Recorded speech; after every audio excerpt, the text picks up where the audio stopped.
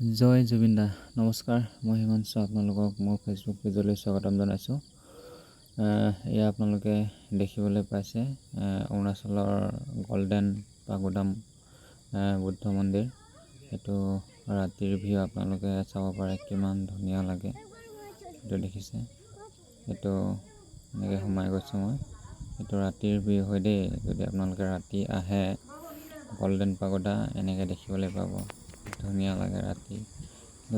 দিনত আহিলে আপোনালোকে ইমান ভাল নালাগিব, কিন্তু যদি আপুনি সন্ধিয়া সময়ত আহে, বেলি যেতিয়া মাৰ যাব তেতিয়া যদি আহে, আপোনালোকে এনেধৰণৰ পৰিৱেশ দেখিবলৈ পাব। এইবিলাক চাওক কি ধুনীয়া হৈ আছে।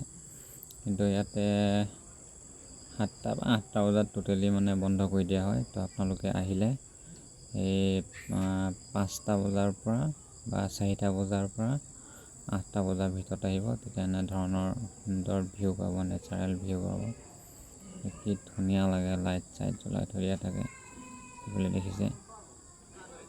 তো মই যেতিয়া অৰুণাচল গৈছিলোঁ, ভাড়াত গৈছিলোঁ, তেতিয়া এই ভিডিঅ'টো কৰি আনিছিলোঁ। এইবিলাক চাব পাৰে।